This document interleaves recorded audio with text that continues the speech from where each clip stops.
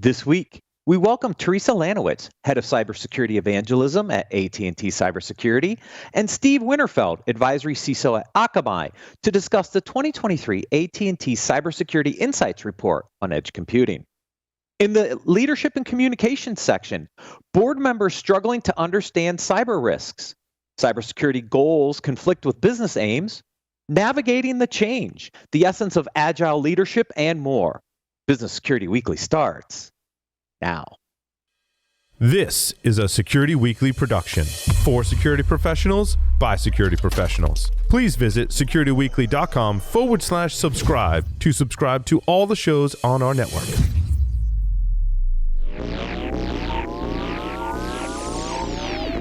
Broadcasting live from G-Unit Studios in Rhode Island, it's the show where we explore the business of security to improve the security of business. Your trusted source for actionable insights on leadership, communication, and innovation. Get ready for Business Security Weekly.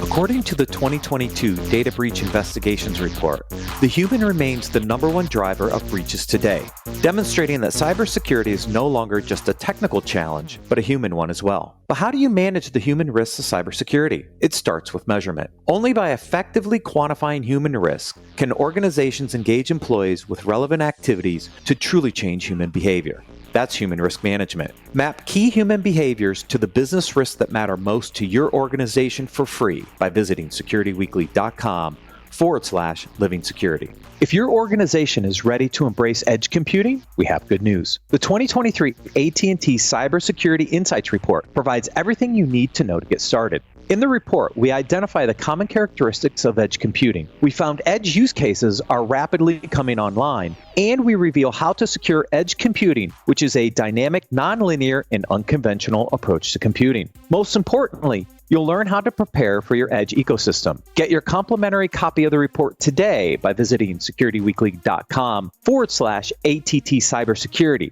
That's securityweekly.com/ATT Cybersecurity. Welcome to Business Security Weekly. This is episode number 320, recorded September 18th, 2023. I am your host, Matt Alderman. Joining me for this segment is Mr. Ben Carr. Welcome, Ben. Hey, Matt. How's it going today? It's cooling off a little bit here in Texas, so it's nice. It's been really nice weather. Enjoyed the weekend. Yeah, a little humid over the weekend, but this morning was gorgeous. We finally got the humidity out of here. Yeah. Yes. Getting down under 95. Yes. I like it. I love it. I might have Tyler Robinson on, or he might be on the next segment. I'm not quite sure. He was having some technical difficulties. So, Tyler, if you join, welcome aboard. Join us at SC Media's Investing in IAM eSummit, September 19th through the 20th. This two-day virtual event will provide insights from industry experts with a deep dive into identity and access management. Register now for this free event where you will gain cybersecurity knowledge and receive 6.5 CPE credits just for attending. Register today at securityweekly.com/IAM. This segment is sponsored by AT&T Cybersecurity. To learn more, please visit securityweekly.com/ATT Cybersecurity. Theresa Lanowitz is a proven global influencer on the trends and emerging technology poised to help today's enterprises succeed. Formerly an industry analyst at Gartner, Theresa was at the forefront of establishing the firm's application quality ecosystem and was a champion of application security technology. She also created and launched the Gartner Application and Innovation Solution Summit, a premier conference for application and software engineers. Steve Winterfeld is Akamai's advisory CISO. He has a strong background in building operational security programs that are compliant with industry regulations. Before joining the team, he served as CISO for Nordstrom Bank, Managing Director of Incident Response and Threat Intelligence at Charles Schwab, and Senior Technical Director, Cybersecurity and Group CTO at Northrop Grumman. Theresa and Steve, welcome to Business Security Weekly. Thank you so much. It's great to be here. Yeah, I'm excited to be here, and I'm going to tell you the truth. Here in Colorado, we really don't do humidity, and our mornings are already down to 45 degrees. Stop rubbing it in. So, Steve, I lived 18 years in Colorado. I only moved here about a year and a half ago. So I know the weather in Colorado extremely well. I do miss it during the summers, but I don't miss it in the winter. Fair play. Fair play. I will be shoveling snow this winter. Yes, that is true.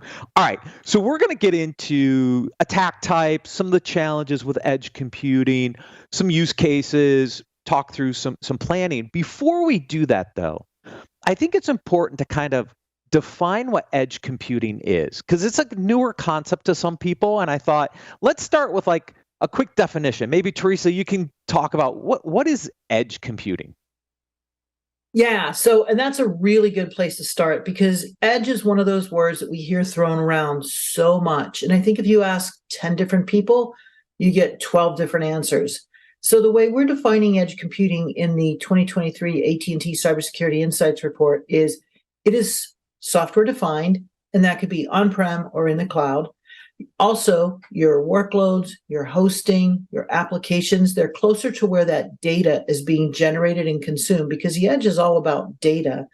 And then it's a distributed model of management, intelligence, and networks. And I always like to give an example of edge computing because people say, well, all right, you've given me some definitions and that's great, but how will I know if I'm engaging in edge computing or if I'm using edge computing?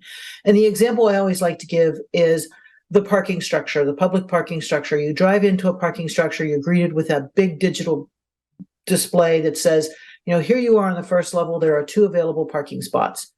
And you say, 2 available parking spots is probably between 2 huge trucks. I'm going to go up to the second level and find out if there are more spots up there. So you go up to the second level and it says, okay, 50 spots available. So you drive around, you find a spot, and you pull into that spot. And when you pull in, that number on that big digital scorecard decrements for the next person.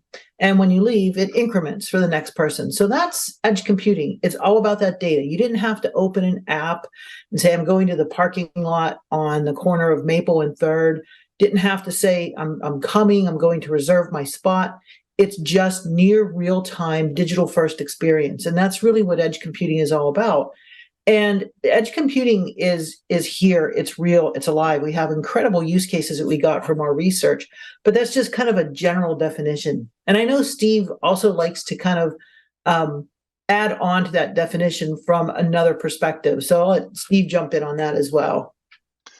Yeah, when I talk to our business partners, I tend to talk about the edge being where we're engaging the customer or the employee.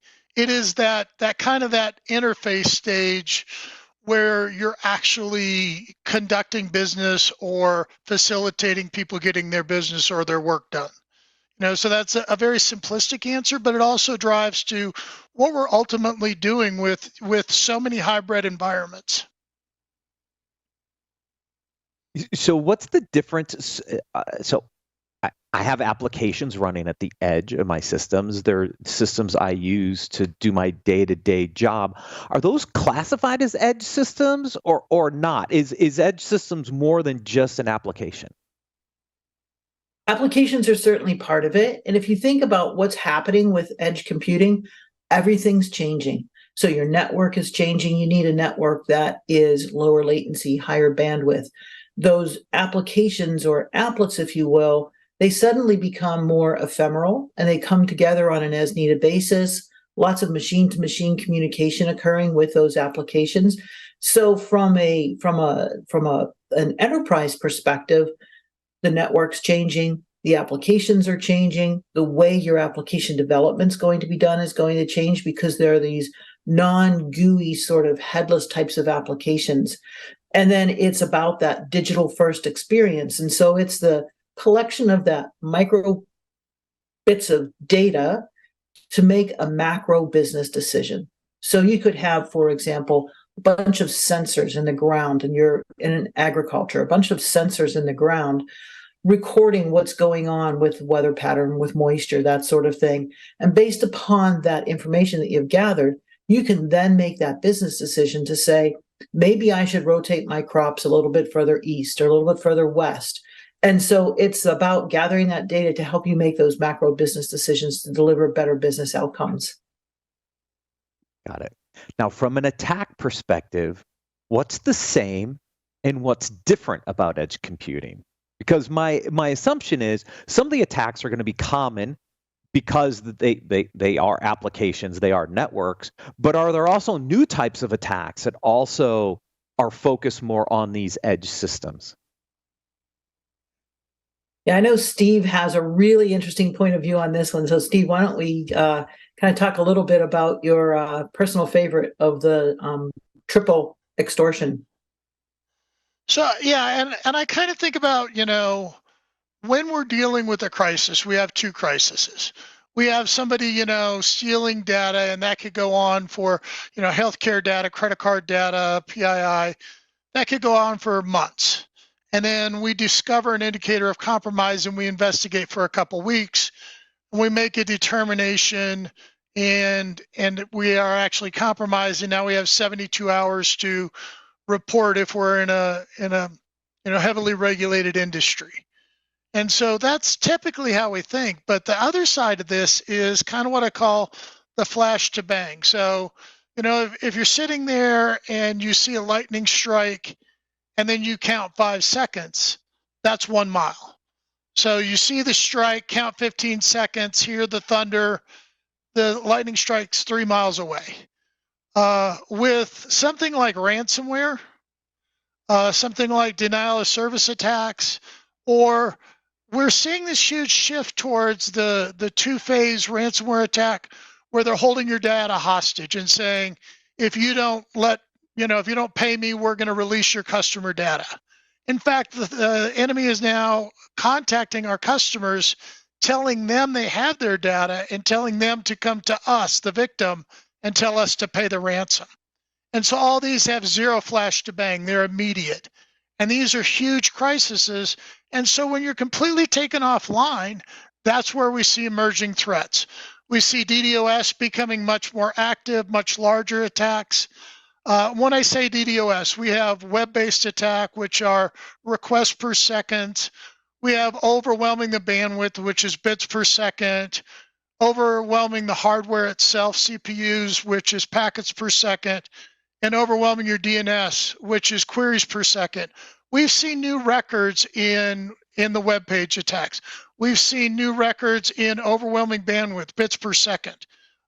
We've seen that, because of the war in the Ukraine, the EU has now had new record attacks. On ransomware, again, we're seeing huge shifts in how those are coming in, and now it's no longer phishing. It's attacking through 0 days. So I'll pause there, but yeah, we're seeing huge shifts in these real sudden zero flash to bang attacks. Yeah, I just want to jump in a little bit. Well, I just want to jump in a little bit on what Steve just mentioned.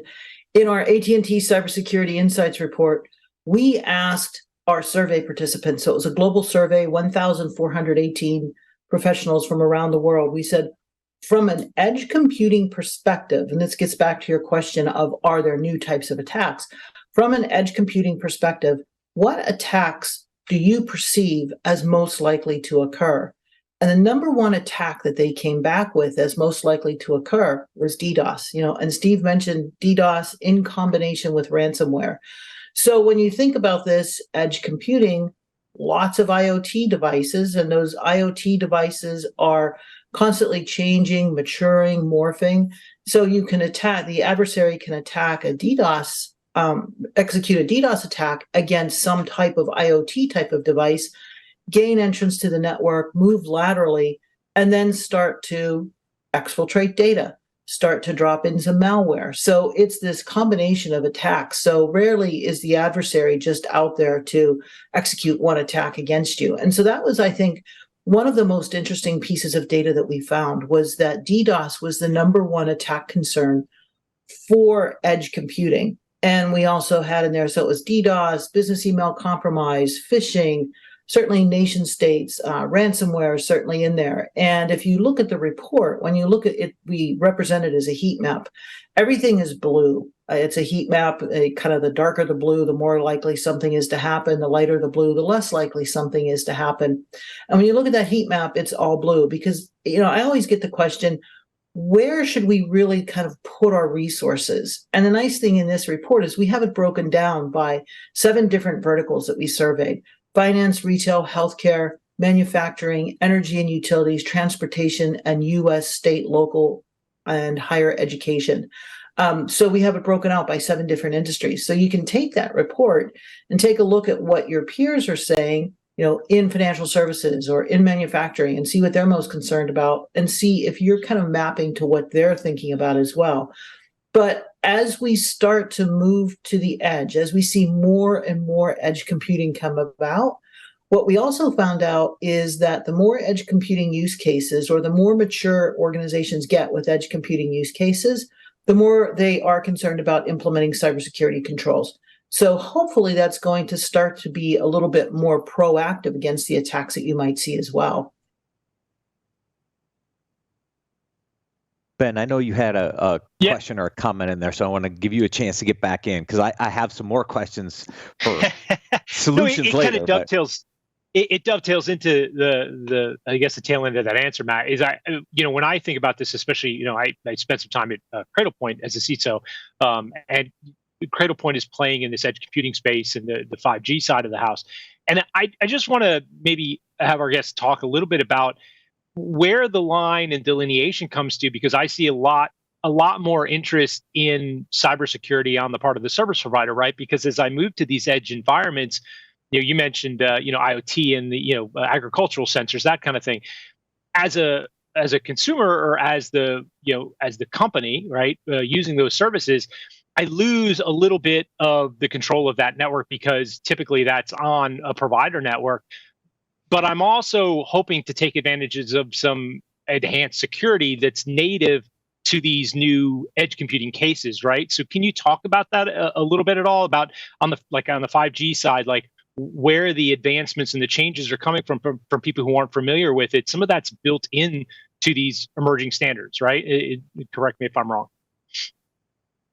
Yeah, no, you're absolutely right on the 5G side. So if you think about 5G, it is more secure than any previous generation of network. And so security has built into that network from the ground up. It's not just additive to a previous generation of network. It's brand new. But if you think about anything you are attaching to that network, so your applications, your endpoints, your data, you as the customer of that network, you have to be concerned about securing those applications, that data, and those endpoints. And that's where this whole idea of building out an edge ecosystem comes into play as well.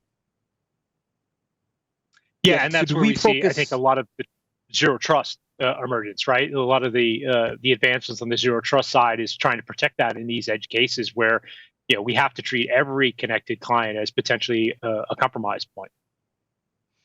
Yeah, and it gets in again. We've had zero trust around for 10 years. We're still talking about implementing. I love the NIST 800-207. Zero trust is both that access and segmentation or micro-segmentation. And you're seeing more and more service providers offering different packages. You're seeing more and more of those. We're talking about a lot more bandwidth. We're talking about people that are able to be monetized that weren't before 5G in a useful way.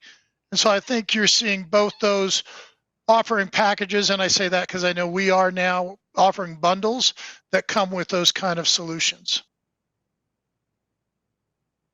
And so Steve and Theresa, obviously we've talked about the network side of this. We've got application security here.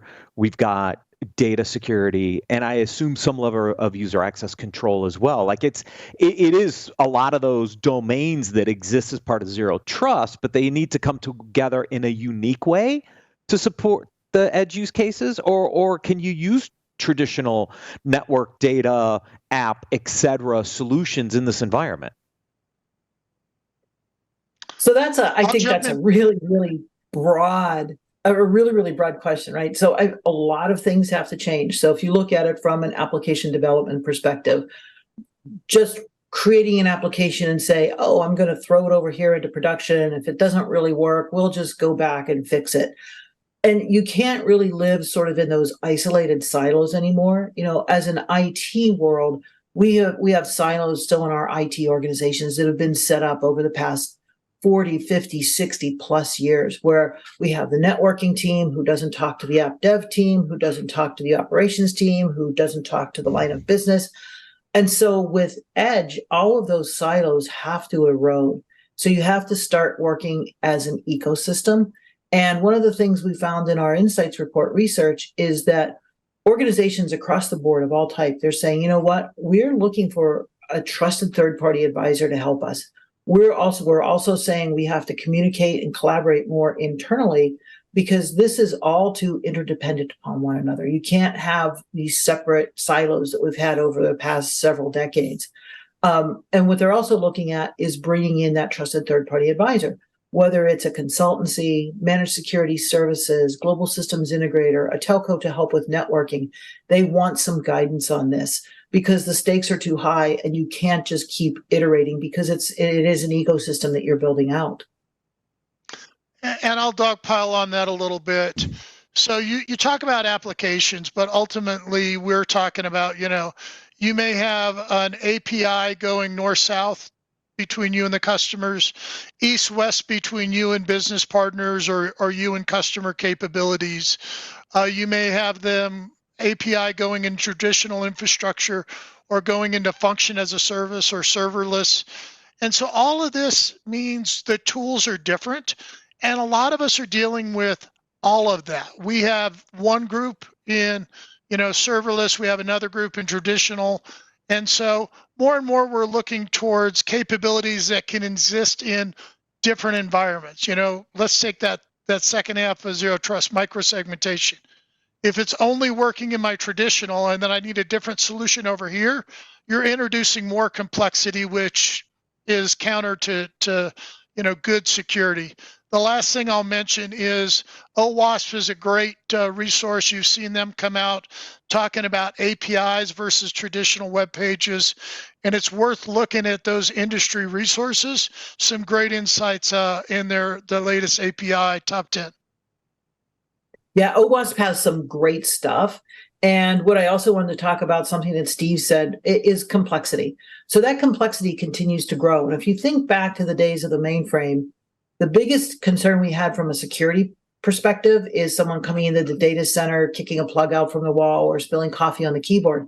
But the moment we democratized computing and came out of that data center, the complexity increased and the adversary said, aha, I can find a way to infiltrate this and do what I want. From a hobbyist perspective, just leave a digital signature.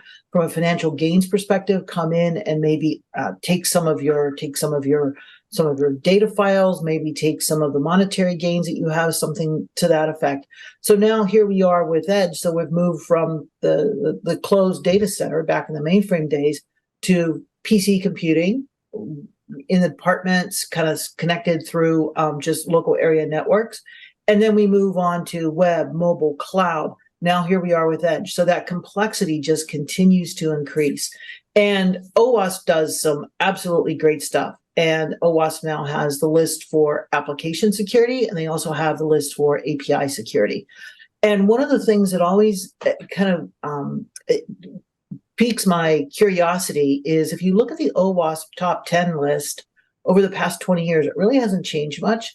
We see things such as cross-site scripting, SQL injection still out there from an application perspective.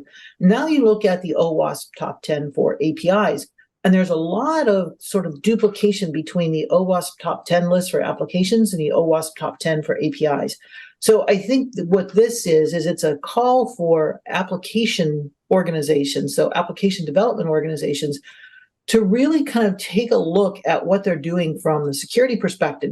We hear a lot about DevSecOps and, kind of that portmanteau and what people are doing. And so I think that application developers are now looking at that and saying, we have to really kind of make sure that we're integrating with everybody else, and everybody else takes a look at it and says, we have to make sure we're integrating with our application development team. And from our AT&T Cybersecurity Insights Report research, we ask people, of your total Edge budget, how much are you allocating to security, to applications, to the network, and to planning?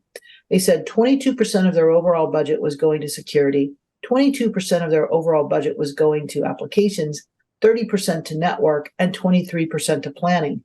And if you look at that and you really think about those numbers, that's pretty evenly balanced across those 4 areas.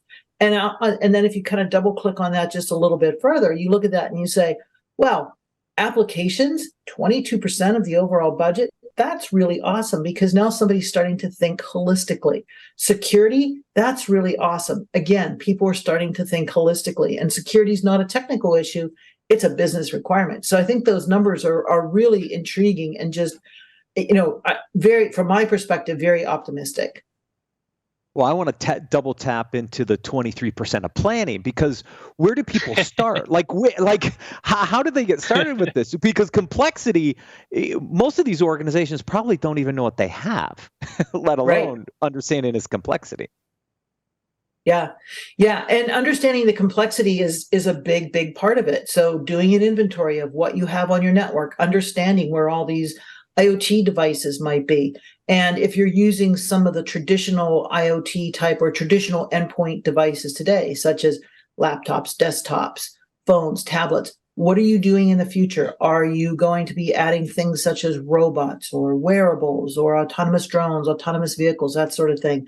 So having that good planning really comes into play, and making sure that you're pulling in all those different organizations, especially the business team, because the business team is the one that's saying, here's the derived business benefit or the derived business outcome we want to achieve through this edge computing use case. And so thinking through from the beginning, starting with the end in mind, and really thinking through from the beginning what you want to achieve is really, really critical. But I'm with you that 23% of total edge budget allocated to planning was really encouraging as well, because I think what that shows is it's not just the technology that people are concerned with. They're concerned about holistically, what is this going to do? What type of business outcome am I going to achieve from it? And how can I make sure that I'm bringing in everybody and every part of the organization that's necessary? And I would add, it does go back to the desire. 23. Oh, sorry, go ahead. Steve. All right, I'll jump in. So I think the holy grail is situational awareness, and that planning, if it's done as a team sport, is awesome. Right now we have so many customers working with us on, I used to be worried about rogue servers. Now I'm worried about rogue APIs and, API discovery. And then something like Log4j comes out and I need my SBOM, software build of materials, to know, do I have that in my environment? And, how can I discover where I have the protocol, or if it's a vendor, where I have that vendor, and all this complexity comes down to processes and planning. How do we go about I couldn't agree more with you guys about the planning piece being super, super important. And I'm surprised at that 23% figure, because, man, I've seen so many cases of the tail wagging the dog. The interesting thing would be where in the drill in and what they're accounting for that planning, because I think, Steve, you touched on it there, maybe, is that, you could say you're doing planning, but if you're still planning within a silo, you're not really planning strategically across the organization for a business outcome. And I think that's the important thing, is what's the business outcome you're trying to drive to, and how do you align the entire business to that? So super, super critical in here. And you're mentioning API security. I mean, that's, if you're not thinking about API security right now, especially as we move to this edge environment, you're missing out on a large percentage of where the attacks and the breaches are going to come from. Yeah, and Steve mentioned rogue APIs, and it got to the point where servers were pretty inexpensive, and every developer could have multiple servers in their office.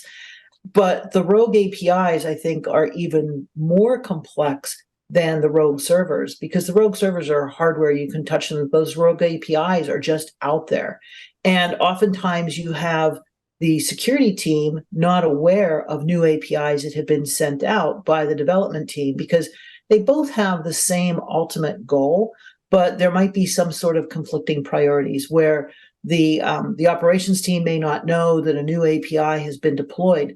So that again calls for more cohesion and more communication and collaboration across the entire organization, because those rogue APIs can be very, very dangerous. I mean, it's pretty easy to just go out and see inside a system where the APIs have differentiated in, let's say, the past 6 months or so. And the APIs are an easy way for an adversary to really just weaponize your own technology against you and be able to go in and infiltrate those APIs. So securing those APIs is really, really critical. Yeah, and it goes back to something we highlight a lot is asset management, right? I mean, your APIs are now an asset, and it was you rightly called out. It was so easy to put your hands on a physical asset, yet so difficult to find complete asset management that covered all of those, right? Now we don't know where the APIs are 6 months from now. We don't know what the APIs we think we've deprecated that are still active and still in the system in the environment. So I think you're rightly calling that out. It's a big gap that we're missing right now. And we have more and more of our customers that are realizing that even the ones they know about, they don't have the visibility to do an investigation or to determine, there's abuse going on. There's a lot of people just using it inappropriately and harvesting data in API abuse. And all of that needs situational awareness. Yeah, and Steve called out the SBOM too. And we've heard the word SBOM or software bill of materials. That's become a really, really popular term over the past couple of years. And, probably about 10, 15 years ago, we were talking about SBOMs, and then it kind of, just kind of slipped away. And now people are really concerned about it. So I think that SBOM, that rigor around creating that SBOM is really critical as well, especially as we start to see these edge computing types of use cases proliferate out there with a lot of different endpoints that you may not know about, controlled by a lot of APIs. Some of those APIs that may have been built to be internal things that are now out maybe with your partners that suddenly become exposed publicly. So being able to understand what exactly is in each software package is really critical. Yeah, we can thank our federal government for the SBOM work. So, they kind of pushed it on a few entities, which kind of helps the momentum, obviously, which is good. Agreed. Theresa and Steve, thank you so much for joining us on Business Security Weekly. Thank you so much. This was great. Really enjoyed it. Thank you. Welcome. To learn how to protect your edge ecosystem, please visit securityweekly.com/ATT Cybersecurity. We're going to take a quick break and then cover the leadership and communications articles for this week.